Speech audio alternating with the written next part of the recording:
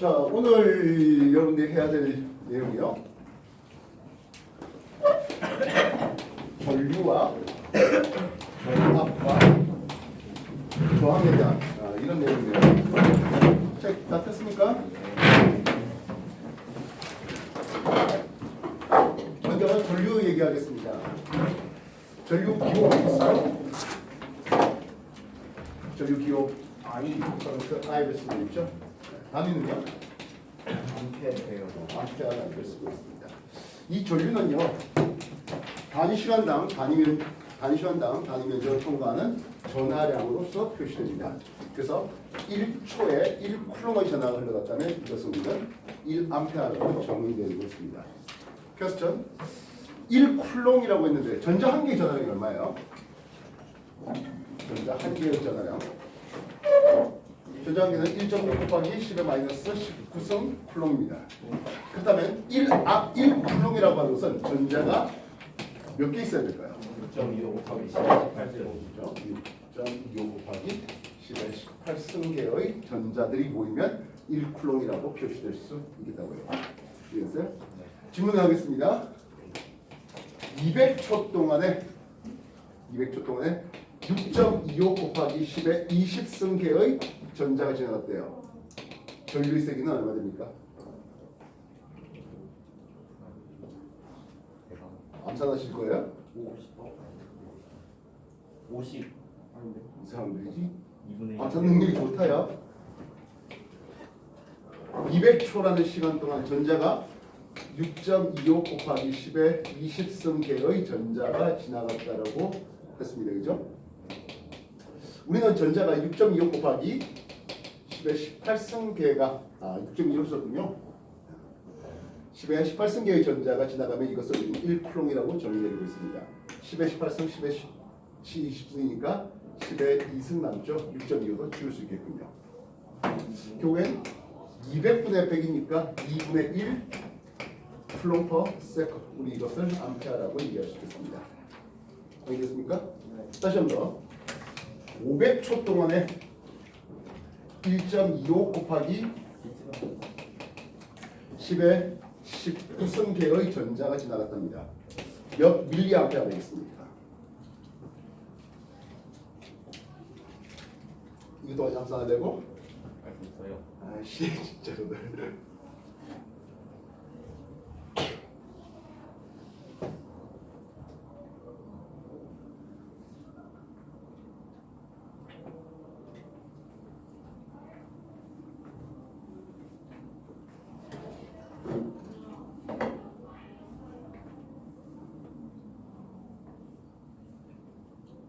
많이 있는 사람들이 많아요. 전류세기 500초라는 시간 동안에 전자가 1.25 곱하기 10의 19승계의 전자가 지나갔다고 합니다. 6.25 곱하기 10의 18승계의 전자가 지나가면 1쿨롱이라고 정의내린다고 했네요. 10의 18승, 10의 19승 지우면 10의 1승 남죠? 뭐까지 공 하나 더 뗄게요. 1.25와 6.25 몇 배 차이 납니까? 5배입니다. 알겠습니까? 그러면 250분의 1 쿨롱 퍼 세컨 암페어 나옵니다. 1암페어는 1000 밀리암페어가 될 테니까 4 밀리암페어라고 쓰면 되겠죠. 선생님 되겠습니까? 자, 여러분 교재는 이 도선의 한 단면적을 A라고 표현했는데요. 도선의 단면적을 A라고 표현했는데 나는 S라고 쓰겠습니다. 도선의 단면적을 S라고 쓰겠습니다. 그리고 단위 부피당 자유전자의 개수가 N개 있겠다고요. 전자의 전하량은 E로 쓰고 있습니다. 이 전자가 얼마나 빨리 움직입니까? 하는 속력 V로 쓸게요. 그러면 전류는 7으로 표현될 수 있습니다. 여러분들 교재에서는 이 S 대신에 A라고 써놨습니다. 단면적 S와 전자의 전하량, 그 전자의 속력이 얼마 되겠습니까? 그리고 단위 부피당 전자의 개수. 이해됐어요? 자, 그러면 이 두 재질은 서로 같습니다. 가 영역하고 나 영역, 재질은 서로 같습니다. 그 말은 단위 부피당 자유전자의 개수 서로 같다는 뜻이 됩니다. 이해됐습니까? 전자의 속력은 누가 더 빠릅니까? 가 쪽에서 빠릅니까? 나 쪽에서 빠릅니까?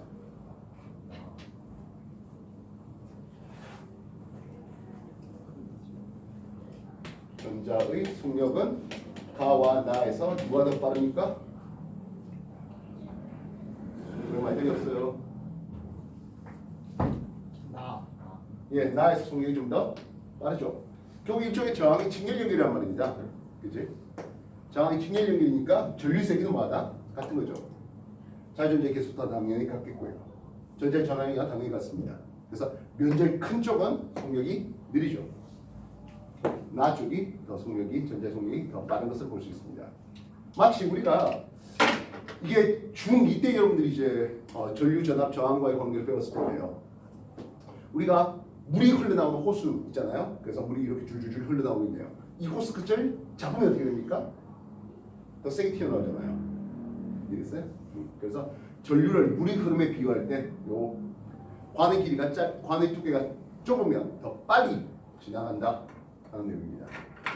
지금까지 한 거 정리해 주십시오. 최고 왜 안 들어왔어요? 저 깜빡했어요. 아니 책이 안 보고. 정리해 주십시오.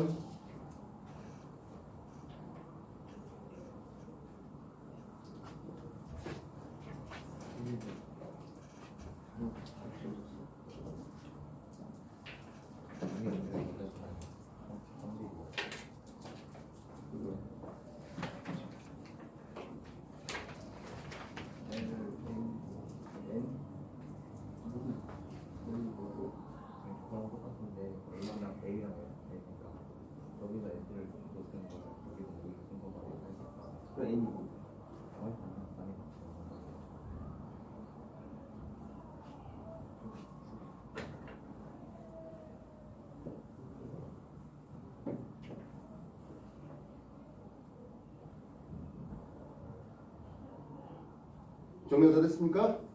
예, 이제 전압 얘기를 해보도록 하죠. 전압은 우리가 전류가 흘러가려면 전압 차이가, 즉 전위 차이가 있어야 되잖아요. 물이 흘러갈 때 수위 차이가 있어서 수압 차이가 생겨서 물이 흘러가듯이 전위 차이가 있어야 되겠습니다. 전압의 기호는 V를 쓰고 있습니다. 단위 볼트 쓰고 있죠. 보통 단위는 사람 이름에서 많이 따왔어요. 앙페르라는 사람 이름이었고 볼타라는 사람 이름을 따고 있습니다. 전위차를 만드는 건전지, 전지라고 할 수 있겠죠. 전지를 직렬 연결하면 전압을 높일 수 있겠고, 전지를 병렬 연결하면 전압을 높이지 못하지만 수명은 길게 해줄 수 있겠다는 거죠. 정리해 주시기 바랍니다. 전압이 맨 밑에 있죠. 196쪽인가요? 페이지가? 네, 페이지 196쪽 아래쪽에 전압에 대한 내용들이 소개되고 있습니다.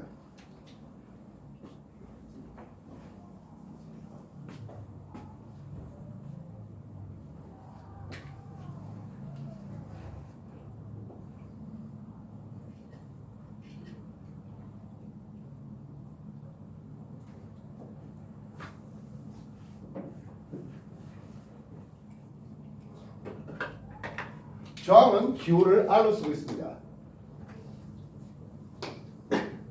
단위는 옴이라는 단위를 쓰는데요. 이 세 가지를 합치면 이제 옴의 법칙이 될 수 있겠죠. 옴의 법칙, 도선에 들은 전류 세기는 전압의 비례하고 저항에는 반비례합니다라고 하는 이 옴의 법칙 말입니다. 우리가 저항 R은 저항차 이렇게 있었을 때 단면적 S와 길이 L과의 관계를 볼 때 저항은 길이에 비례하고 단면적에 반비례하는 것을 볼 수 있습니다. 길이가 길면 저항값이 커지겠고 단면적이 커지면 저항값은 줄어들겠습니다. 이때 비례상수로 로를 쓰면서 비저항이라는 이름을 쓰네요. 비는 아닐 비자는 아니고요. 비례하다 할 때 비자입니다. 알겠습니까? 그렇다면 비장로가 꽤 작아요라고 하겠습니다. 비장로가 적대 무슨 뜻이야? 전기를 잘 통하겠죠. 똑같은 길, 똑같은 단면적이라 할 때 비장로 값이 작으면 저항값이 작아서 전기를 잘 통하는 전기에 대한 도체라고 얘기할 수 있겠습니다. 이해됐습니까? 그럼 비정로 값이 굉장히 커요라고 한다면 이거는 부도체를 쓰겠죠. 전원체는 이걸 쓰기도 하겠습니다. 혹시 비정로가 제로가 될 수 없을까요? 비정로가 제로가 되는데 뭔 뜻입니까? 그러면 길이든 단면적인 신경 쓸 것 없이 저항값이 0이죠. 저항이 0이래. 뭐죠? 그렇죠. 이건 초전도체를 얘기합니다. 그러면 우리가 이 비장이라는 게 기본적으로 우리가 물질의 고유한 특성으로 볼 수가 있을 텐데요. X축 온도축에 따른 Y축 비장 로 값을 주겠습니다. 일반적인 도체는요. 온도가 올라가면 비장 로 값이 커집니다. 왜 그럴까요? 운동이 차가 많이 네, 원자의 진동이 좀 더 심해지면서 전자 움직임을 방해하는 성질이 좀 더 강해지게 됩니다. 반면 일반적인 부도체는 비장로 값이 줄어드는 것을 볼 수가 있습니다. 이거 왜 그럴까요?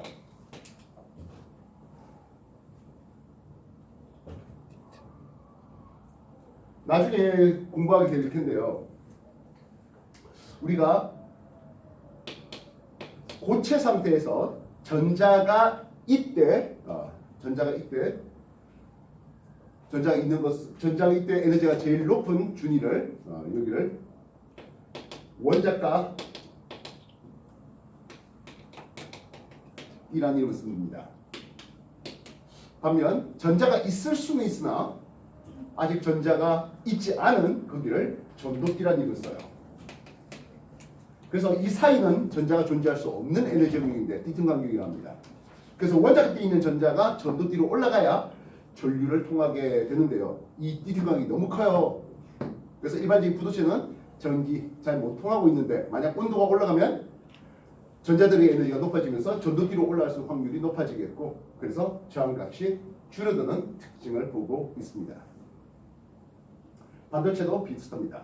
대신 주의해야 될 것은 이 둘이가 쭉 가다가 서로 크로스되지는 않아요. 이 사이 값은 굉장히 크게 나옵니다. 초전도체 같은 경우에는 이런 그림을 쓸 수 있겠죠. 여기가 인계온도가 됩니다.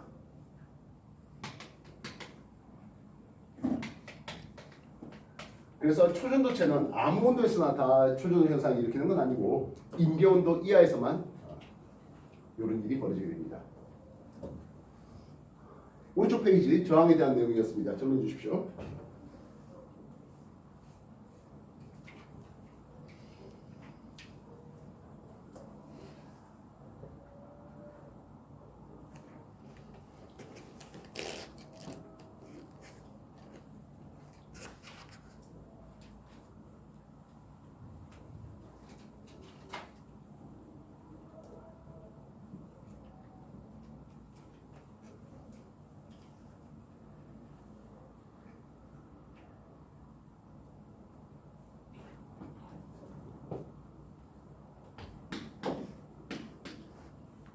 단면적 S의 길이 L입니다. 요 놈의 저항을 1옴이라고 해보도록 하겠습니다. 길이가 2L이 됐대요. 단면적 S는 똑같습니다. 얘의 저항값은 어떻게 될까요? 요 놈은 2옴이 되겠죠. 이렇게 해봤습니다. 면적이 2배 되게 해봤습니다. 이놈의 저항값은 어떻게 될까요? 예, 이건 2분의 1옴으로 쓸 수 있을 겁니다. 이랬어요? 결국엔 저항의 직렬 연결은 길이가 늘어나는 효과고 저항의 병렬 연결은 면적이 늘어나는 효과입니다. 그래서 직렬 연결을 많이 하면 저항값이 계속 커지겠고 병렬 연결을 많이 할수록 저항값은 감소하는 걸 볼 수 있습니다. 그렇다면 요놈을 망치로 퉁퉁퉁 쳐가지고 길게 늘려보자 하겠다고요. 이랬어요? 망치로 퉁퉁 쳐서 길게 늘리게 되었습니다. 길이가 2L 되게 늘렸습니다. 이랬어요? 길게 늘렸습니다. 길이가 2배 되도록. 얘의 저항값은 어떻게 될까요?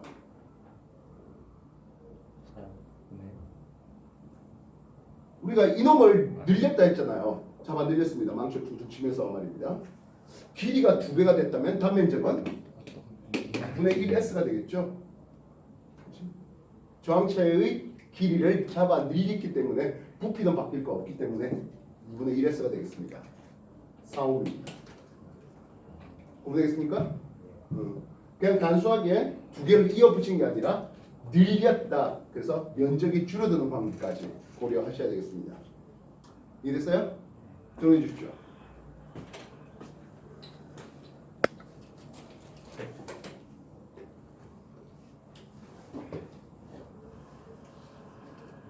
이 중2 때 열심히 했던 거잖아요. 그치?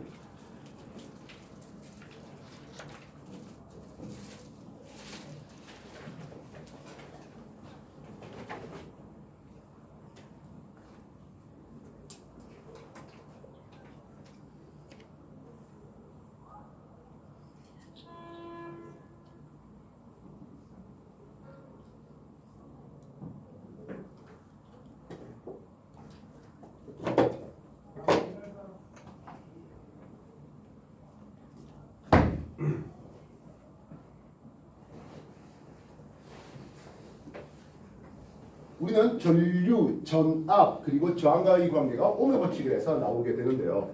그치? 오메 법칙. X축, 전압축에 대해서 Y축, 전류축을 보도록 하겠습니다. AB. 같은 전압에 대해서 A는 전류가 좀 잘 흐르고 상대적으로 B는 전류가 좀 잘 흐르지 못하네요. A는 저항값이 큰 쪽입니까? 작은 쪽입니까? 똑같은 전압 대비 전류가 잘 흐르는 거 보니까 A는 상대적으로 저항이 작고 B는 상대적으로 저항이 큰 걸 볼 수 있습니다. 그래서 이 그래프의 기울기는 무엇입니까? 하는데 기울기라는 것은 X의 변화에 따라 Y의 변화에 있거든요. 이놈은 저항의 역수입니다. 다시 한 번 더. 전압 V였습니다.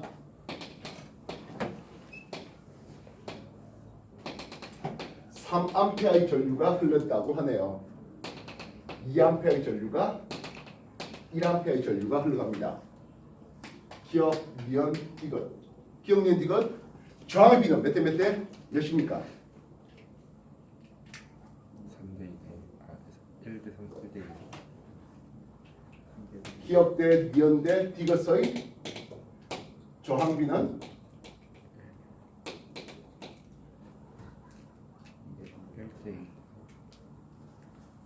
1대 2대 3입니까? 2대 3대 6 나오죠. 우리는 이 그래프의 기울기, 예를 들어서 이게 그냥 1V라고 하자고요. 그지? 저항 R은 어떻게 쓴다고? R분의 V를 쓸 수 있겠죠. 전압은 다들 1V씩 걸립니다. 전류가 기억은 3A 흐르고 2A 흐르고 1A 흐르네요. 통분시키면 6분의 2대 6분의 3대 6분의 6 되겠네요. 2대 3대 6 나옵니다. 1대 2대 3 하시면 안 돼요. 여기서 그렇다면 X축 전류축과 Y축 전압축을 한번 줘보겠습니다. 이 그래프에서 가와 나 똑같은 전류를 흐르게 하기 위해서 가는 꽤 큰 전압이 필요해요. 이해했어? 전류를 똑같이 흘러가기 위해서 전압이 꽤 크게 필요하다는 것은 자는 저항값이 크고 나는 저항이 작습니다. 이 그래프의 기울기는 무엇입니까? 이 그래프의 기울기는 저항 그 자체입니다. 근데 말입니다. 우리는 X축 전압축과 Y축 전류축 주는 이런 그래프를 좀 많이 봅니까? 아니면 이 그래프를 많이 보게 됩니까? 이걸 훨씬 더 많이 보죠. 이거의 문제는 극히 안 나옵니다. 왜 이걸 많이 줄까요? 헷갈리라고요? 전압이 바꾸기 쉽지 않아요. 우리가 여러분들이 나중에 여러 연구를 하게 될 텐데, 그죠? 여러분들 연구 결과를 그래프로 표현해야 됩니다. 이때 그래프로 표현될 때 이 X축은 내가 조작한 거예요. 전압을 바꿔서 전압을 조작해서 전류가 바뀌어지는 거죠. 이게 조작 변인이고요. 그루는 결과, 전류는 종속 변인이라는 얘기입니다. 그래서 전압을 정비례하게, 즉 전압을 건전지를 직렬로 한 개, 두 개, 세 개, 네 개 연결하면 연결할수록 전압이 일정하게 키워지게 됩니다. 그때 전류는 어떻습니까? 하는 그림이죠. 그리고요, 실제로 저는 직선 그래프로 나오지는 않아요. 실제 값은 실제로 x축, 전압축의 y축, 전류축을 보면 실제로는 이런 형식의 그림이 그려집니다. 처음엔 기울기가 급하네요. 저항이 작았다는 얘기죠. 이후에 점점 전압이 높아짐에 따라서 기울기가 완만해집니다. 저항값이 커지게 됩니다. 실제로 이런 형태의 그림이 나옵니다. 알겠습니까? X축, 전압축 이거 준 거는 뭐다? 조작하는 거라고요. 알겠어? 여러분이 보는 상당한 양의 그래프는 X축이 조작하는 조작 변형에 해당하게 됩니다. 그렇지 아니한 그래프 어떤 것들 봤을까요, 여러분들? X축이 조작, 뭐뭐에 따른 전압에 따른 전류, 뭐뭐에 따른 할 때 X축이 조작이 아닌 어떤 그래프를 봤을까요? 예, 그렇죠. X축 수심에 따른 이게 X축이에요. 수온의 그래프를 볼 때 이런 그림이 나온다든지 또는 고도에 따른 기온의 그래프를 그린다 할 때 이런 그래프가 나오는 이해됐어요? 수심이 깊어진다 이 느낌이 좀 더 좋잖아요. 이게 오른쪽 가면서 수심이 깊어지는 이런 그림이 뭐다?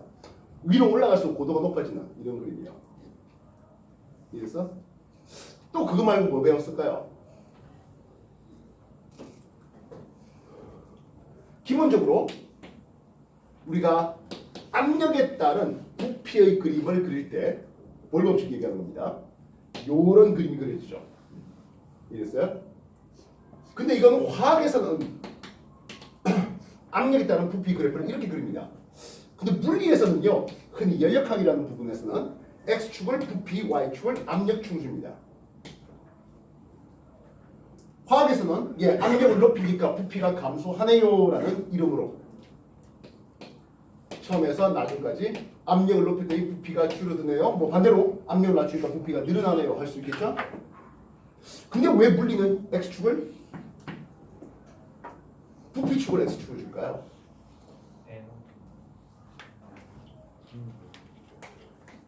이니셜에서 파이널까지 부피가 증가하게 되면은 기체가 외부로 일을 하게 된 건데요. 이 면적이 기체가 외부로 한 일이 됩니다. 만약에 그 반대로 이렇게 갔다면 이게 이니셜에서 파이널까지 부피가 줄어들게 됐다면 이때는 기체가 일을 받았다라는 표현을 쓰게 됩니다. 그래서 결국엔 면적을 구하는 이게 적분이거든요. 적분. 인테그랄 적분. 이해됐습니까? 이때 압력에 대해서 dV 이렇게 하겠습니다. 부피에 따른 압력에 대해서 적분 때리면 인셜에서 파이널까지 적분 때리면 이게 기체가 한 일 또는 기체가 받은 일로 표현됩니다. Y축에 대한 적분보다는 X축에 대한 적분이 훨씬 더 편하기 때문에 이런 그림을 쓰게 되는 거예요. 연력학 파트가 세페이드 2F 학원에서 연력학을 한 번 더 하게 됩니다. 이미 뭐 방학특강을 한번 한 학생들도 있겠습니다만은요. 알겠습니까? 그래서 X축이 조작 변형이 안 되는 대표적인 것이 이런 놈들이 있겠네요. 그러나 일반적으로 X축을 뭐한다? 조작 변이로 삼는 경우들이 많습니다. 알겠습니까? 정리해 주십시오.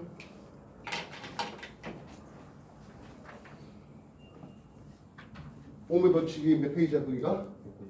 자, 198페이지 오음의 법칙 다시 한번 더 정리해 주십시오.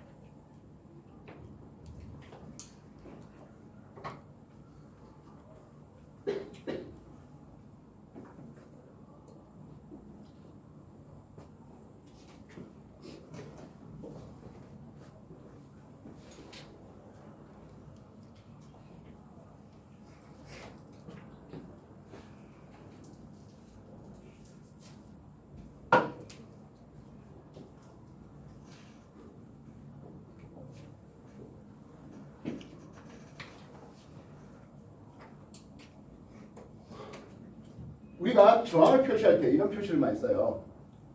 저항 하나만 놓을 게 아니라 저항을 두 개를 연결해 보자 하겠습니다. 뭐 얼마든지 세 개, 네 개 이런 식으로 연결된 것을 저항의 직렬 연결이라는 것입니다.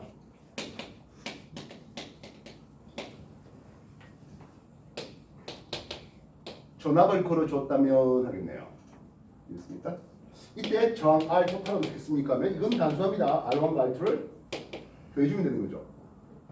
마치 이거는 단면적 S는 같은 상태에서 L1과 L2의 길이가 다른 이런 놈을 그냥 연결했다라는 이름으로 쓸 수 있겠죠. 단순하게 길이가 더해지면 되는 겁니다. 예를 들어서 R1이 6옴으로 R2가 3옴으로 한번 써보겠습니다. R 토탈 어떻게 나오겠다고요? 6옴, 3옴 합해서 그냥 9옴 하면 되겠죠. 이해됐습니까? 전압을 볼게요. 전압을 18V를 넣어왔습니다. 그러면 도서에 흐른 전류 세기는 이 과정을 보면 되겠죠. 전체 저항이 얼마요? 9옴입니다. 그래서 R 토탈은 9옴 나오겠고 전압을 18V 걸었습니다. 전체 전류 세기는 얼마? 9옴분의 18V 하니까 2A가 흘러가는 것을 볼 수 있습니다. 저항의 직렬력에서 가장 중요한 건 흘러가는 전류 세기가 서로 같다는 거죠. 그는 플러스 마이너스 전류 방향 플러스에서 마이너스 향합니다. 이해됐어요? 그래서 요놈한테 2A 돌리겠습니다.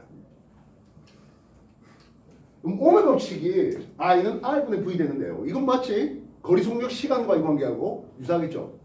이놈을 변형시키자면 저항체에 걸리는 전압 V는 전류와 저항의 곱으로 표현할 수 있어요. 즉 V1 앞에서 먹을 전압을 물었습니다. 얼마 나옵니까? 6옴에 2A 12V 되겠죠? 이랬습니까? 그럼 뒤에서 먹을 전압 V2는 나머지 6V를 먹을 것이겠습니다. 맞게 이해됐습니까? 앞에서 우리가 전압이라고 하는 것이 결국엔 물로 따지면 수위 차이가 되는 거잖아요. 그지? 그래서 전 포인트를 잡겠습니다. A점, B점, C점 잡게요. 수위가 마치 내려온다고 생각할 수 있겠습니다. 전위 차이 말입니다. 그래서 A점과 B점 사이에 저항체를 통해서 전위가 내려갑니다. 얼마 내려갑니까? 12V만큼 내려간다는 뜻입니다. B점과 C점 사이에서 또 내려가겠네요. 얼마나? 6V를 내려가겠습니다. 이해했어요? 그러면 다시 전류가 흘러가면서 전압이, 즉 건전체의 전압이 이렇게 상승시켜주죠. 이해했어요? 마치 우리가 전기를 양수기로 모터로 물을 펌프 올리는 그런 걸로 표현하고 있습니다. 이해됐어요? 저항의 직렬 연결이네요. 정리해 주십시오.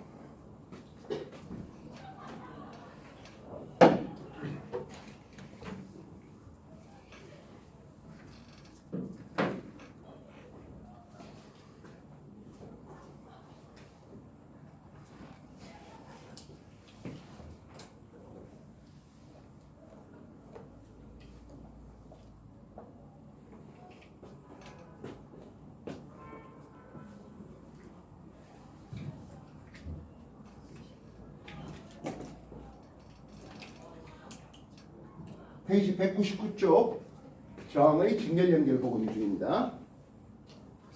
자, 여러분 교재에는 지금 당장은 빠져 있는 것 같은데요. 전력이라는 이름을 쓸게요. 전력은 1초당 소비되는 전기 에너지가 됩니다. 참고로 중3에서 전기 에너지 전력을 문제 풀어야 되죠. 그래서 오늘 뭐 이거 하면서 같이 해보도록 하죠. 교 P를 쓰고 있습니다. 전력은 1초당 소비되는 전기 에너지인데요. 전압과 전류의 곱으로 표현됩니다. 옴의 법칙에서 V = IR 쓰다 보니까 I 제곱 R을 쓰기도 하겠고요. 경우에 따라서 R분의 V 제곱을 써도 되겠습니다. 뭐 어떤 것도 상관없습니다. 근데 저항의 직렬 연결에서는 전류가 동일하기 때문에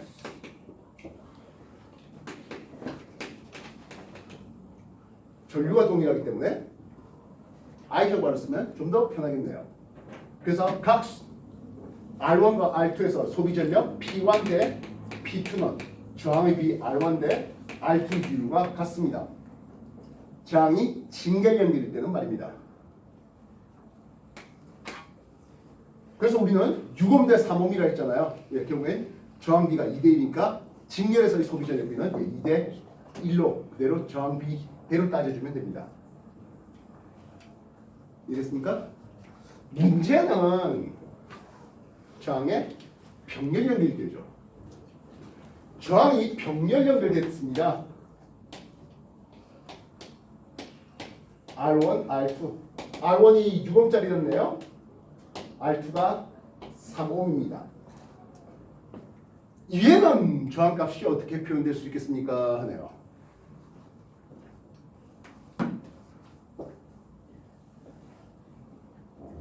(6옴짜리는) 면적이 크고 길이는 똑같은, 3옴짜리는 면적은 작고 좁고 길이는 똑같은 이런 놈들을 두 개 병렬 연결시켰다라고 생각할 수 있겠죠. 얘는 어떻게 쓸 수 있을까? S1과 S2 면적 합과 같은 이렇게 표현할 수 있잖아요. 아까 저항체에서 저항 R은 어떻게 표현했습니까 하면 비장로의 길이의 단면적을 표현하고 있습니다. R1의 저항체는 이렇게 쓸 수 있죠. 똑같네요. R2의 저항체는 S2로 표현할 수 있겠습니다. 확인됐습니까? 그래서 이 저항체의 저항체는 이런 거 아니겠습니까? 그지? 그래서 R1의 역수를 취해줄게요. R2 역수를 취하면 로L분의 S1, 로L분의 S2로 표현되고 있습니다. 그럼 역시 마찬가지 이게 R 전체 토탈에 대한 저항의 역수값으로 표현할 수 있겠다는 거예요. 확인됐습니까? 저항의 병렬형이 있습니다. 저항의 직렬형은 단순하게 저항체를 더하면 되는데 저항의 병렬형은 이런 관계식을 보게 됩니다. 정리해 주십시오.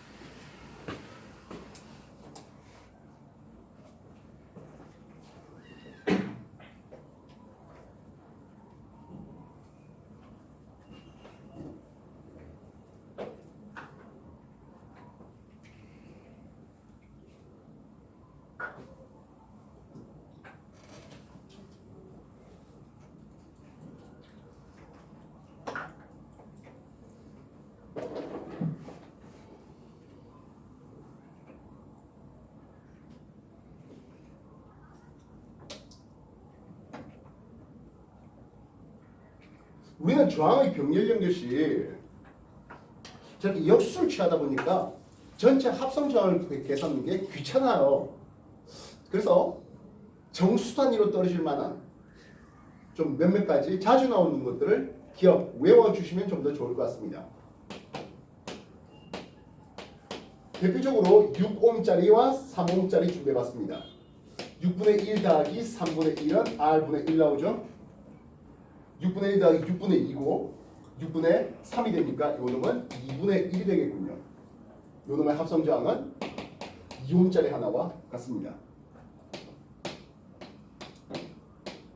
자주 나온 놈으로 30옴짜리와 20옴짜리 준비해봤습니다. 자주 나온 놈으로 10옴짜리와 40옴짜리도 준비해봤네요. 30분의 1 더하기 20분의 1, 60분의 2 더하기 60분의 3이 되겠죠? 되겠습니까? 60분의 5가 되겠고 12분의 1, 이 놈은 12옴짜리 하나와 같습니다.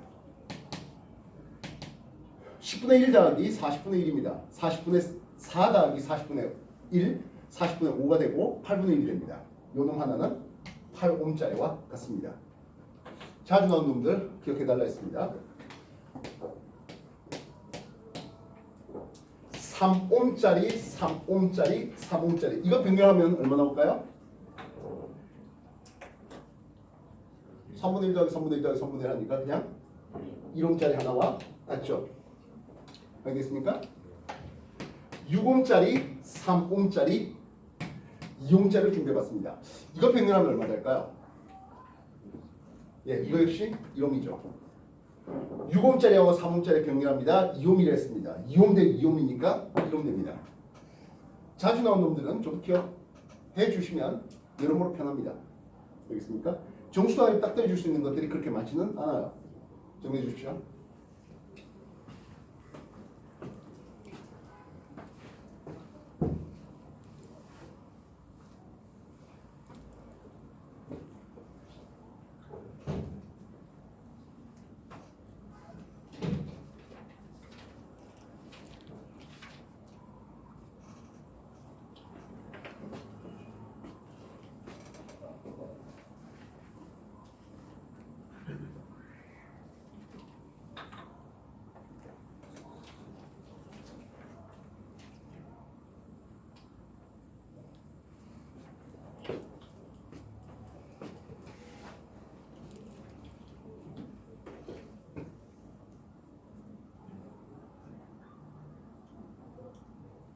우리가 저항의 직렬력에서 중요한 게 뭐였습니까? 하면 직렬에서는 전류와 동일하다 했잖아요. 그렇다면 저항의 병렬력에서 중요한 건 무엇입니까? 하면 전압이 동일합니다. 즉 이쪽에 내가 전압을 걸어줬을 때 V 토탈이나 여기에 걸릴 전압 V1이나 이쪽에 걸릴 전압 V2나 서로 같다는 겁니다. 전압이 서로 동일하는 겁니다. 우리가 물을 담아놨을 때, 그치? 수압에 의해서 일종의 전압이 생긴다. 수위 차이에 의해서 전압이 생긴다고 생각할 수 있죠. 이해됐어요? 그래서 여기에 구멍을 뚫어 놓으면 이 정도 수압에 의해서 물이 흘러나가겠네요. 여기에 구멍을 뚫어 놓으면 수압이 더 커지면서 이렇게 가는 것을 볼 수 있을 겁니다. 이해됐습니까? 그러면 저항의 병렬 연결하는 뜻은 무엇입니까? 하면 같은 레벨에 물은 구멍을 뚫어 놓은 겁니다. 구멍을 크게 뚫어 놓은 것도 있고 구멍을 작게 뚫어 놓은 것도 있겠네요. 그래서 물이 양쪽으로 흘러가게 만드는 이런 놈은 수압이 같은 상태입니다. 그래서 V 토탈이나 V1이나 V2나 뭐하다? 같다는 얘기예요. 전하의 보존 법칙을 통해서 이쪽으로 흘러간 I 토탈 전체 전류가 있을 겁니다. R1에 흘러간 전류를 I1, R2에 흘러간 전류를 I2라고 해보자고요. 그러면 전하의 보존을 통해서 전체 전류의 세기는 I1과 I2의 합이죠. 전체 전류는 I1과 I2의 합이 됩니다. 오늘 법칙을 통해서 전류는 R분의 V 토탈과 R1분의 I V1 R2분의 V2 이렇게 쓸 수 있습니다. 말했지만 V 토탈과 V1, V2는 뭐하다? 같아요. 약분시켜서 그냥 1로 삼아도 상관없겠고. 그래서 아까 저항체의 병렬 연결을 단면적이 증가되는 걸로 표현을 했는데 뭐 전환 보존을 통해서도 우리가 확인시킬 수가 있겠습니다. 일반적으로 우리가 가정에 쓰이는 이런 콘센트는 다 병렬이에요. 가정에 쓰이는 콘센트가 병렬로 연결하는 이유는 무엇입니까? 동일한 전압을 갖게 하기 위함이죠. 이해했어요? 만약 콘센트가 직렬되면 연결하면 연결할수록 각 전기기구에 걸리는 전압이 자꾸자꾸 줄어들어요. 이해했습니까? 흔히 전격 전압이라는 이름을 쓰는데 여기서 이런 전구를 봤습니다. 뭐 여기서 220V에 440W 이런 식으로 말이죠. 이해했어요? 이게 전격 전압이고 이게 전격 소비 전력 되겠습니다. 전력 P는 전압과 전류의 곱이라 했잖아요. 440W라는 놈은 220V가 전압이 걸렸을 때 2A의 전류가 흘러요 라는 뜻이 됩니다. 이해됐습니까? 그렇다면 만약에 이 전구를 110V 꼽으면 어떻게 될까요? 4A의 전류가 흘릴까요? 우리가 전류는 이 저항체의 저항값이 고정되어 있다는 가정하에 전압이 반절 떨어지면 전류가 반절 떨어집니다. 1A가 됩니다. 그러면 110W가 돼버려요. 220V 전기기구를 110V에 꽂으면 소비 전력이 4분의 1로 줄어든다는 뜻입니다. 이해됐어요? R분의 V제곱. 이해됐어요? 그럼 반대로 110V 전구를 220V 꽂아버리면 어떻게 돼요? 소비 전력이 4배 늘어나겠지. 견디면 다행인데 못 견디면 예, 고장나죠. 잘못하면 화재 날 수도 있죠. 일본이나 미국 쪽은 110V 전압을 기본 쓰고 있습니다. 그래서 일본이나 미국 쪽에서 전용, 다시 말해 110V 전용 기구를 사들고 우리나라에다가 딱 꽂으면 예, 고장납니다. 프리볼트 돼 있지 않는 한에는 말이죠. 이해됐어요? 얘의 저항값은 어떻게 쓸까요? 아까 저항은 전력은 P는 R분의 V제곱 했잖아요. 그치? P분의 V제곱 이렇게 써도 상관없겠죠. 전압이 220V 걸린답니다. 440에 대해서.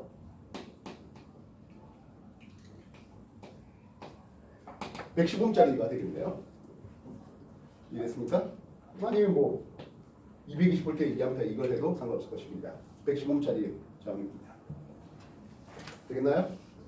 그러면 전격 전압 220V 전격 전압은 똑같고요. 소비 전력이 440W짜리가 아니라 220W짜리래요. 요놈의 저항체를 R에 했습니다.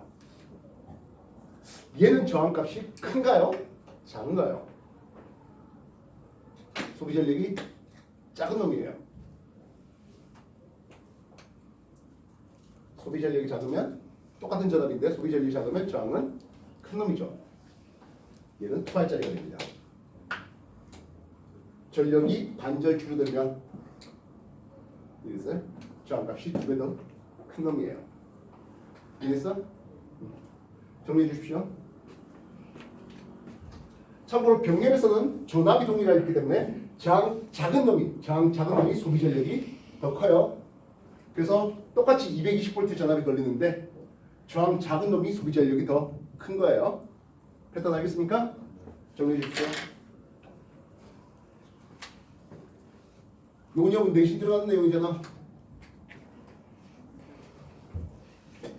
전기 파트가 시험 범위 들어간다. 3단원이 전기인가? 저 2학년에서 어? 저 2학년에서 아 2학년? 아니 소비 전력이 2학년 건가? 2학기 때 있어요. 2학기 2학기 파트에 전기에 대해서 나옵니까? 여기 1학기 때 없어. 예, 알겠습니다. 아니 2학기 때 있고 1학기가 아니다. 관계는 자 정리해라.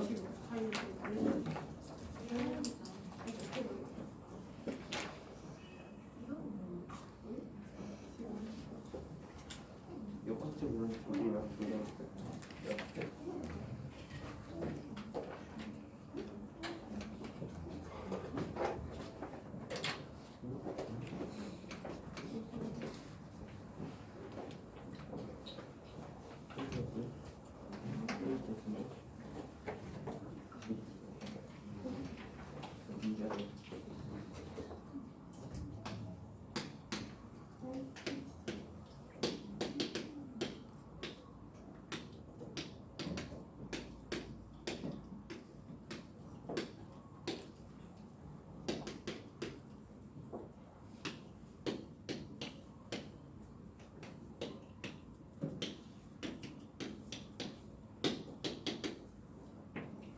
전력 문제는 요 세 가지 케이스로 귀결됩니다.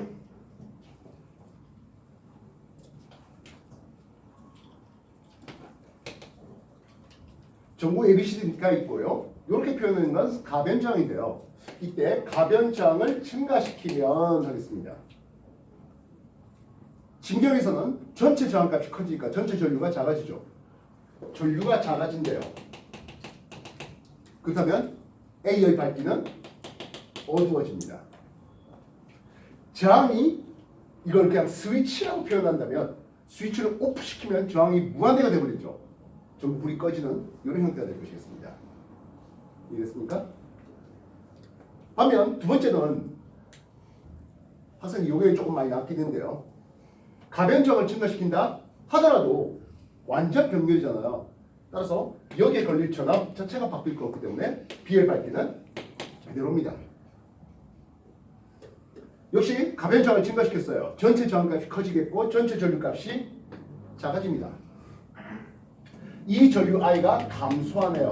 그래서 C는 분명히 어두워집니다. 근데 말이에요. C에 걸릴 전압 VC가 작아지는 건요.